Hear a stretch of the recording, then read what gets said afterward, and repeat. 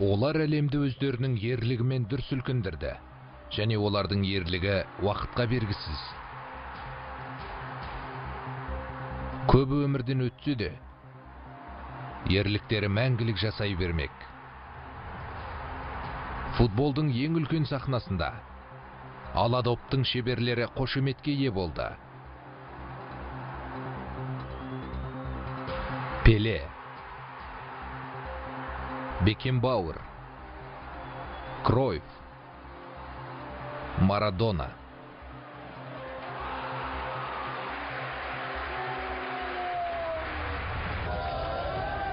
Олар өнерін әлемге паш еткен кезде тумаған ұрпақтары бүгінгі күні оларды құрметтейді. Оңтүстік Америка көшелеріндегі, күллі Еуропаның жоғарғы жолдарындағы, кез келген африкалық қыстақтардың қара жолдарындағы өткен күннің естеліктері ертең ойыншыларды шабыттандырады. Бұл үміт кубогы, армандар кубогы. Бұл футболдың ең үлкен алаңындағы ең үлкен жүлделер.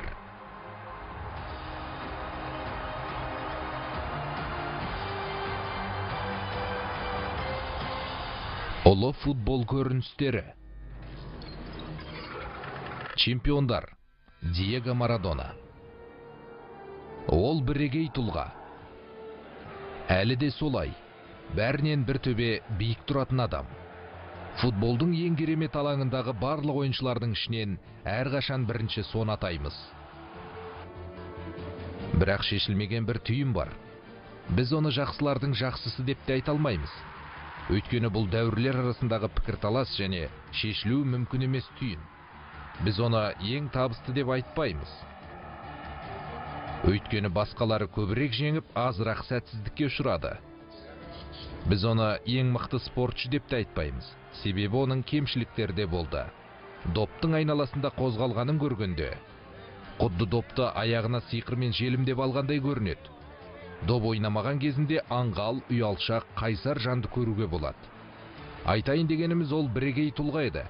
Ол ештеңеге қарамастан әңгімеміздің арқауына айналады. Биік шыңдарды бағындырған кездермен де, сәтті ойын көрсете алмаған сәттермен де, қимыл жасандылығын, құштарлығын, жасампаздығын қоса алғанда, ол ең бай сюжеттік желілерге ие болды. Диего Марадона, El Pibe de Oro, алтын бала. Аргентиналық жартылай қорғаушы 4 әлем чемпионатында ойнады. Және жеңіске жетсе де, ұтылса да, арты даулы мәселеге айналып жатты. 86 жылы періштенің желеп жебегенінен 94 жылғы әзәзілдің масқарасына дейін. Қырсық шалғаны ма әлде құдайдың ісі ме? Мұндай жағдай әлем чемпионатының тарихында ешқашан болған емес. Бұл үзілістен кейін де жалғасын тапты.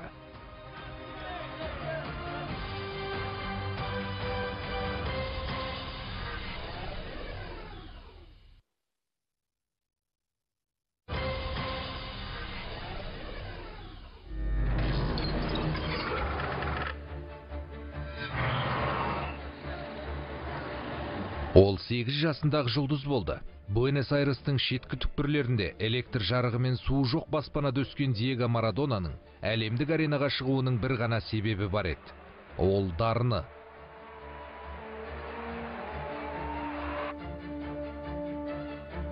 Оның әкесі Диего мырза баласының ерекше екеніне әу бастан сенімді болды, және оны дәлелдеу үшін балалар футбол командасы Эстрелла Роханы құрды. Алтын бала басқалардан ерекшеленді, және 10 жасында Аргентинас Хуниорстың жастар құрамасы Лос Сиболитасқа ауысты. Кішкентай Диего жетекшілік еткен олар 136 ойында қатарынан жеңіске жетті, және 15 жас 355 күнге толғанда ол өзінің кәсіби дебютын өткізді, және ең жас қатысушы болды. 1977 жылы 27 ақпанда Венгрияға қарсы өз алаңында 62 минутта ойнағанға дейін ұлттық іріктеуден өту үшін небәрі 4 ай қажет болды. Аргентиналық жаттықтырушы Сезар Минотти жасөспірімді 1978 жылғы әлем чемпионатының құрамына қосу туралы ұсыныстарға қарсылық білдірді. Және ол 1979 жылы Шотландияға қарсы ойында соққан голына дейін кездесу ойындарына сирек қатысып жүрді. Бірақ 1982 жылға қарай Испанияда 21 жастағы Диего Ла Альбиселестенің бойтұмары болды. Және ол қорғаушылар тек балталап өлтірген үшін қызыл қағаз алған дәуірдегі ерекше адам. Аргентиналықтардың мәлімдеуінше, Марадонаның қарсыласы Клаудио Джентиле оған қатысты 23 рет ереже бұзғандықтан, бүкіл турнир бойы онымен байланысып, ақырында ашуына ие бола алмай қалады.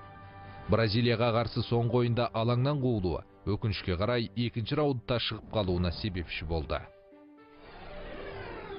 Марадонаның тіпті даңқты мансабының ең жоғары кезеңдері де аласапыранмен өтті. 82 жылғы әлем чемпионатынан кейін қарсыластары оның алаңдағы әлсіздігі мінез екенін білді. Оның алаңнан тыс әлсіздігі кокаин екені әлі ашылған жоқ. Бірақ оның ашу-ызасы мен тәуелділігі Барселонадағы уақытын текке кетірді.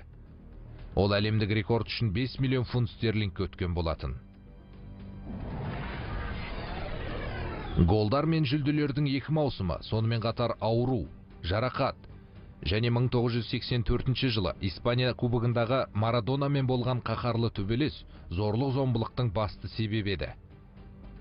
Барса одан кетуді сұраған кезде қуана-қуана келісті және тағы бір 6,9 фунт стерлинг тұратын рекордтық трансфермен Наполиге ауысты.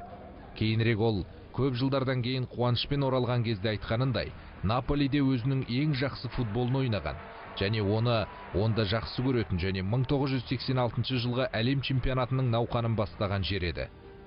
Бәлкім әлем чемпионатының тарихындағы ең үлкен жалғыз науқан сол шығар. Қарама-қайшылыққа толы өзімшіл мінезіне қарамастан, Марадона Мексикадағы әлем чемпионатында Аргентинаның капитаны болып тағайындалды. Ол барлық 7 ойынды өткізіп 5 гол соқты. Оның ішінде тарихта қалған ширек финалда Англияға қарсы 2 гол бар.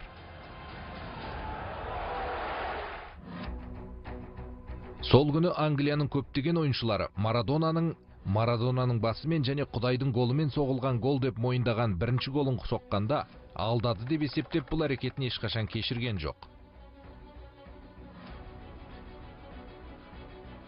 Олар тіпті бірнеше минуттан кейін алтын бала 20 ғасырдың голын соққанда әлі де есеңгіреп естерін жимағанын айтып шағымданды. Аргентина алаңының сыртқы жағында басталған жүгіруде Марадона допты Питер Бирцлиден, Стив Ходждан және Питер Риттен алып өтеді. Ол Терри Бутчерді, Терри Феникті жеңді және 60 метрлік қарқынды жүгіруін қақпашы Питер Шилтонның қақпасына гол соғып аяқтады. Марадона өмір бойы басқа командаларды таңғалдырғанындай, ағылшын командасында таңғалдырды. Бірақ бұрын сыйақы мөлшерлемесі соншалықты жоғары болмайтын. Сол кезде кубок оның тағдырына жазылғандай болды. Ол 86-дағы турнирде Аргентина құрамасының голдарының жартысынан көбін соғып, 90 сәтті дриблинг жасап, 53 рет ереже бұзды. Ол Аргентина құрамасының 14 голының 10-ына қатысты. Соның ішінде финалда нәтижеге жеткізген жеңіс голы соны кет. Сөйтіп бір ауыздан алтын допты жеңіп алды. Бірақ 1986 жылды қайталау мүмкін емес еді. 1990 жылы тобығындағы жарақаты оның көсіліп ойнауына бөгет жасап, финалда Аргентина Батыс Германиядан жеңіліп қалды. Осы уақытқа дейінгі оның тұрақсыз мінез құлқын елемеу мүмкін емес еді. Ол 1991 жылы наурызда кездейсоқ есірткі сынағынан өте алмай, 15 айға шеттетіліп, Наполидегі уақытын аяқтады. Бірақ көптеген басқа дауларға қарамастан, оның соңғы әлем чемпионатына қатысуға құқы болды. FIFA ақш үкіметінің Марадонаның есірткі қолдану тарихына қарамастан, 1994 жылғы әлем чемпионатында елге кіруіне рұқсат беруін қадағалады. Оның салмақ тастағаны көрініп тұрды. Ол бұрынғы кездеріне қарағанда әлдеқайда алғыр және шымыр болып көрінді. Марадона өз командасын 2 әсерлі матчта басқарды. Тіпті Грекияға қарсы гол соғып, 4-0 есебімен жеңіске жетті. Алайда ол тыйым салынған эфедрин затынан тағы бір дәрілік сынақтан өтпей қалғанда масқара болып турнирден қуылды. Бұл оның халықаралық мансабының соңы болды. Дегенмен көп жағдайда даңқты жолының бастамасы ғана еді. Уақыт оның қателіктерін кешіріп, данышпандығын көркейтті. Ғаламтор мен әлеуметтік желілердің жаңа әлемі оны сол кезде жойып жіберген болуы мүмкін. Әйтсе де бертін келе оның дарынын жас ұрпаққа таныстырды. Бұл орынды, Өйткені әлем чемпионаты ойындар мерекесіне айналу керек. Барлық кемшіліктеріне қарамастан, Диего Марадонаның құштарлығы мен оның футболдың ұлы сахнасындағы сиқыры көруге тұрарлық тамаша оқиға.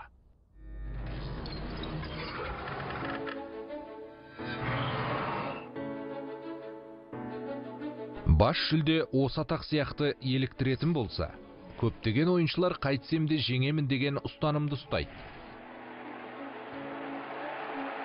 Әділ және ақылға қонымды футболды ынталандыру үшін FIFA 1970 жылы ең жақсы тәртіптік рекорды бар тарапқа арнап, өзінің әділ ойын жүлдесін енгізді. Жүлденің алғашқы жеңімпазы Перу болды. Олар бүкіл турнирде сары немесе қызыл картасыз, мінсіз жеңіп алды. Топтық кезеңнен өткен елдер ғана әділ ойын кубогына, диплом мен медальдарға және жастарды дамытуға арналған $50,000 тұратын футбол жабдықтарының кепілхатына ие болады. Бразилия 4 рет әділ ойын жүлдесіне ие болды. Испания 2018 жылы әділ ойын жүлдесін алған 3-ші ел еді. Англия бірнеше рет жеңімпаз атанды.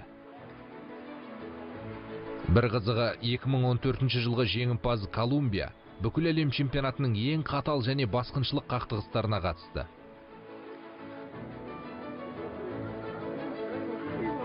Олардың Бразилияға қарсы ширек финалдық жекпе-жегінде турнирдің ең жоғары көрсеткіші 54 фол болды. Дегенмен төрешілер Хуан Камило Суниганың бір даусына қарамастан 2 сары қағаз ғана көрсетті. Нәтижесінде бразилиялық Неймардың омыртқасы сынып, турнирдің қалған бөлігінде ойыннан шеттеп қалды.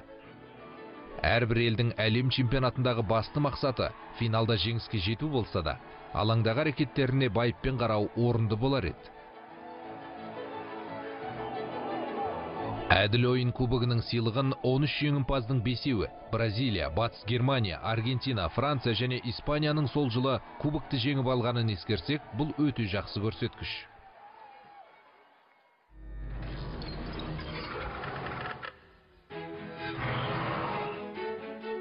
Үзіліс алдында біз әйгілі әлем чемпионатының бір жола өзгергенін көрген тарихи сәтті еске аламыз. FIFA-ға 1974 жылғы турнирге жаңа кубок не үшін қажет болды? Мұның жауабын кейінірек, футбол жай ғана ермек болған классикалық финал 74-ті қарастырған кезде айтамыз.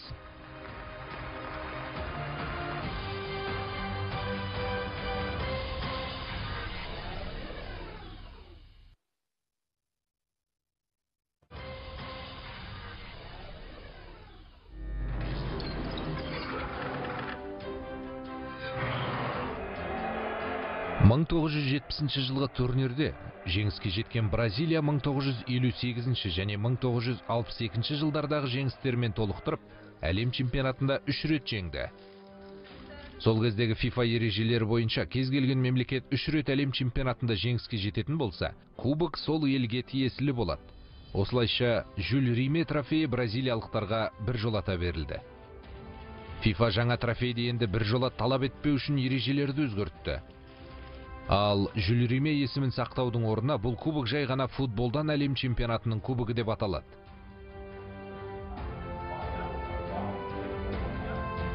Жюль Риме трофейінің түп нұсқасына келсек, бразилиялықтар одан айырылды. Ол 1983 жылы ұрланған және алтын үшін балқытылған деген болжам бар.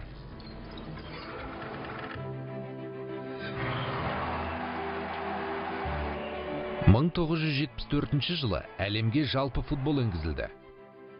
Бірақ бұл 1974 жылы Батыс Германияда өткен әлем чемпионатының жалпы тарихы емес еді. Бұл кубокты көптеген адам лайықсыз команда жеңіп алды деп есептейді.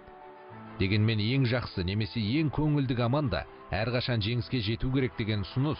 Демек сынаққа төтеп беретін өз істерінің шеберлерінің ойын тактикасын, міндеттемесін және қарапайым еңбекқорлығын бағаламау. Турнир алдында фаворит ретінде шығармашылық сыпырушы Франц Бекенбауэр басқаратын және Гельмут Шон жаттықтыратын Батыс Германия қабылдаушы мемлекет болды. Бекенбауэр мен оның адамдары 1972 жылы Еуропа чемпионатында жеңіске жеткен болатын және өз жерінде жеңіске жету күтілуде. Бірақ бір қызығы Нидерланды командасы толқу тудырды. Оның білікті чемпионы Йохан Кройф ойыншылар алаңдағы белгілі бір позициялармен шектелмейтін ойын жоспары жалпы футбол ойынының көрінісі болды. 1970 жылы әлем кубогындағы 3-ші жеңісінен кейін Пеленің зейнетке шығуымен оның әлемдегі нөмір 1-ші ойыншы ретіндегі орнына басқа ойыншы келетіні туралы пікірталас Бавариядағы Бекенбауэр мен өзінің болашағын Барселонаның аңызына айналдыру үшін Аяксты жаңа ғана тастап кеткен Кройфтың төңірегінде болды.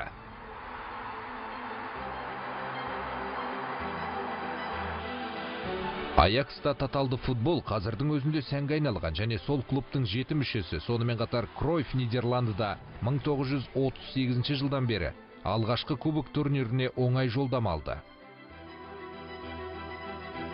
Содан кейін олар Уругвай мен Болгарияны оңай жеңіп, Швециямен тең есеппен өз тобында көш бастады.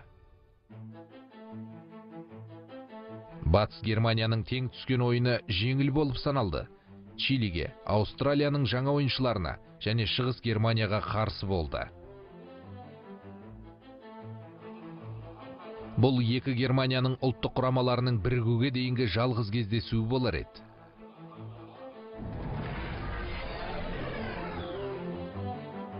Әлі де негізінен әуесқой команда. Шығыс немістері әлдеқайда мықты батыс немістеріне қарсы өздерін жайсыз сезінеді деп күтілді.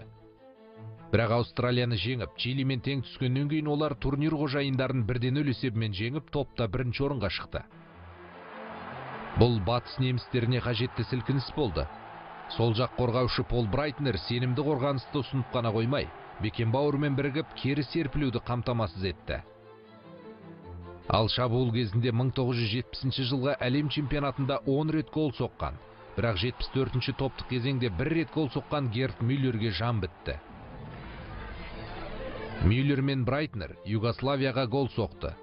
Батыс Германия финалға өту үшін 2-ші раундта жеңіске жеткен кезде Мюллер Польшаға жалғыз голды соқты. Ал Нидерландының ойыны одан да жемісті болды. Кройфтың соққан 3 голы оларға жеңіліссіз 2-ші кезеңге өтуге көмектесті. Голландиялықтар ойнаған тоталды футбол әлемді баурап алды және ұрпақтар үшін шабуылшы керемет ойынның жаңа үлгісін бастады. Финал керемет басталды. Кройф айып алаңында батыс немістерінің бірде-біреу допқа тиіп үлгермей тұрып ереже бұзды. Йоган Нескенс пенальтиді орындап, келесі 20 минутта батыс немістері қатты тықсырылды. 25-ші минуттан кейін Брайтнер пенальтиді орындап, 43-ші минутта Мюллер оларды 2-1 есебімен алға шығарған кезде жағдай өзгерді. Бұл неміс шабуылшысының әлем чемпионатындағы рекордтық 14-ші гол еді, және ол жеңіс голы болды. Бәлкім, нағыз батыс германиялық шабуылға төтеп берген қақпашы Зепп Майер болған шығар. Әсіресе бірінші таймда бақылап отырғандардың бәрі қорғаныс бұзылмай тұрғанға дейін барлығы уақыт мәселесі екеніне сенімді болған шақта. 74-тегі чемпионат Бекенбауэр мен Кройфтың әлем кубогы ретінде әрқашан есте қалады. Мансап сатысына өрлеу немесе құлдырау мүмкін болған турнирде осындай үлкен беделге ие екі адамның бірдей қатысып, одан да жоғары құрметке ие болуы сирек кездеседі. Үздік ойыншыға арналған алтын допты FIFA 1982 жылға дейін бекітпесе де, өткен күндерде ескере отырып, дауыс беру арқылы үздік ойыншы деп Кройфты санады. Бірақ голландиялық өзінің батыс германиялық әріптесі футболдың ең үлкен сахнасында алған кубокты ұстау үшін барын берер еді.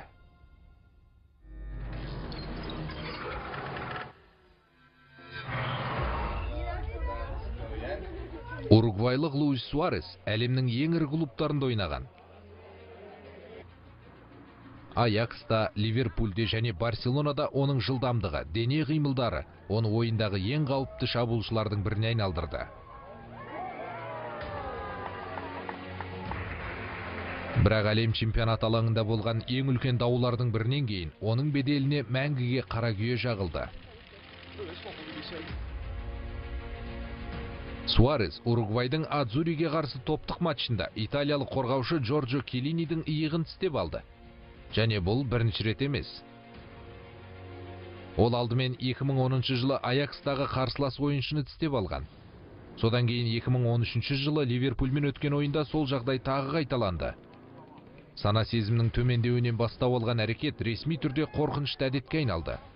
Оның үшінші сәтсіздігі әлемге қарама-қайшылыққа толы мінезін айқын көрсетті. FIFA оны бірден 9 матчтық халықаралық ойыннан шектетіп, 4 айға футболдан мүлде ластатты. Бұл әрекеті дұрыс емес. Әрине, бұл әділетсіздік.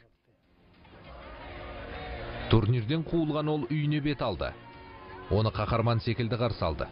Бразилияда оның әріптестері мен капитаны Диего Лугано мәселенің мән-жайын түсінбеген сияқты. Мен түймедей нәрсені түйедей нәрсеге айналдырып, қалай жаңалық жасайтындарын түсіне алмаймын.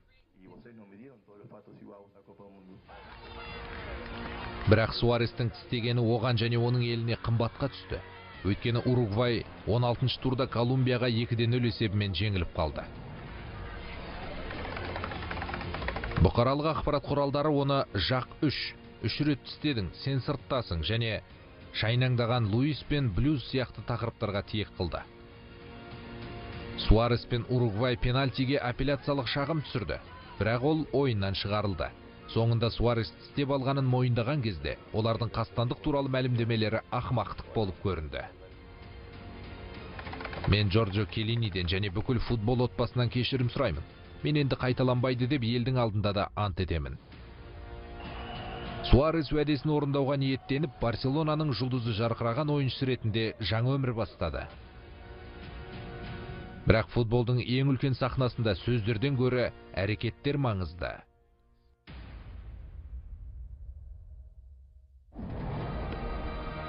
Бәрі әлі алда. Әлем чемпионатының ең ұлы қақпашыларының бірі.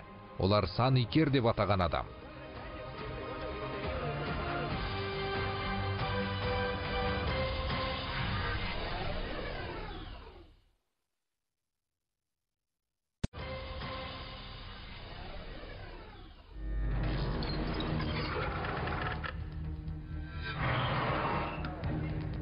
Испанияның сүйікті қақпашысы Икер Касильяс 2002 жылы әлем чемпионатындағы алғашқы мүмкіндігін көрсеткен кезде небәрі 21 жаста еді. Нөмір 1 таңдаулы қақпашы Сантьяго Канисарес турнирге 2 апта қалғанда жарақат алған кезде Касильяс алтын мүмкіндікті мойнына алды. Және ешқашан артқа мойын бұрмады. 2 апта ішінде ол әулие Икер атанды. Оның Ирландияға қарсы пенальтилер сериясындағы ерлігі Ла Рохаға 16-шы раундтан өтуге көмектесті. Испания ширек финалда алаң иесі Оңтүстік Кореяға қарсы тағы бір пенальтиге қатысты. Бірақ бұл жолы олар жеңе алмады. 5-3 есебімен жеңіліп қалды. Дегенмен Касильяс матч барысында өзінің қандай белестерді бағындыра алатынын көрсетіп, барлық уақыттағы үздік 10 сейфтің бірі болып табылатын таңғажайып сейф жасады. Реал Мадридте Касильяс лига мен кубок жүлдесінің 18-ін жеңіп алды және 2000 жылы Чемпиондар лигасының финалында тарихтағы ең жас қақпашы болды. Ол өз елі үшін ең көп ойын өткізу рекордына ие. Бірақ одан да маңыздысы, Касильяс әлемде бірінші рет кубоктың иегері атанған Испания құрамасының капитаны. 2002 және 2006 жылдардағы атақ-даңққа жетудің екі әрекетінде испандықтар ойынның алғашқы кезеңдерінде шығып қалып отырды. Алайда Касильястың беделі өсе берді. Командасы жүлдеге ие болар сәттің жақын екенін сезінді. Испандықтар 2008 жылғы УЕФА Еуропа чемпионатында өздерінің ерліктерін дәлелдеді. Өйткені Касильяс капитандық белбеуін киіп финалда Германияны жеңді. Касильяс өзінің жарқын бейнесін 2009 жылы жалғастырып, көптеген халықаралық таза ойындар рекордын орнатты. Ол 2010 жылы Оңтүстік Африкада өткен әлем чемпионатында сөз сөйлеуге дайын болды. Ол ойындағысын сөзбен айтып жеткізді. Ол 5 таза қақпаға қол жеткізді, 2 голды жіберіп алды және өз командасын ширек финалдағы маңызды пенальтиден құтқарып, Парагвайды 1-0 есебімен жеңді. Голландиялық шабуылшы Арен Роббен соңғы қорғаушынан 2 рет дриблингпен өтіп, тек Сан Икерге кедергі келтіргеннен кейін Нидерландыға қарсы финалдағы 1-0 жеңіс негізінен 2 ілінісу сейфтеріне байланысты болды.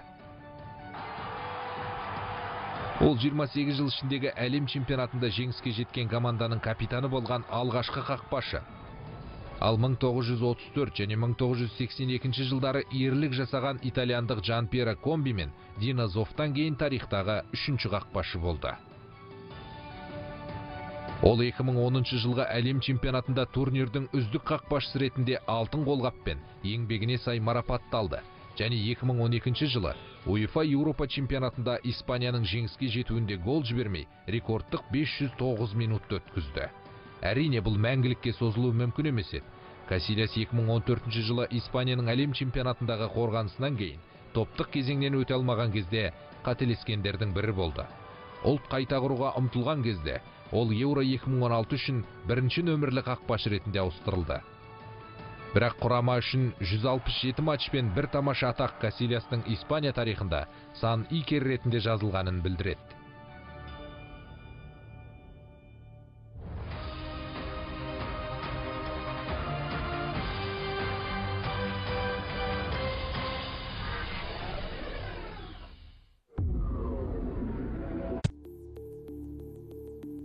Кіші Неймар Америка кубогының ысқырығын естіген кезде, оның өз үшінде, ел үшінде не білдіретінін сезіп көзіне жас алды. Бразилияның уысынан тағы бір олжа шығып бара жатқандай сұрақ туындайды. Неймар қалай есте қалмақ? Ірі жетістіктері Неймарды футбол эшелонын айналдырғанын көрдік. 29 жасында Бразилияның ең мықты ойыншысына айналған кіші Неймар алаңда да, алаңнан тыс жерде де командаға көп ықпал ете алары сөзсіз. Оның алаңда көрсеткен өнерін Пеленің Сантостағы жетістігімен теңестіріп, болашағы зор ойыншы деп бағалап жатыр. Сантос, Барселона және ПСЖ-да 8 чемпиондық атаққа ие болған Неймар алғаш алаңға шыққан футболшының кез келген армандаған нәрсеге қол жеткізді.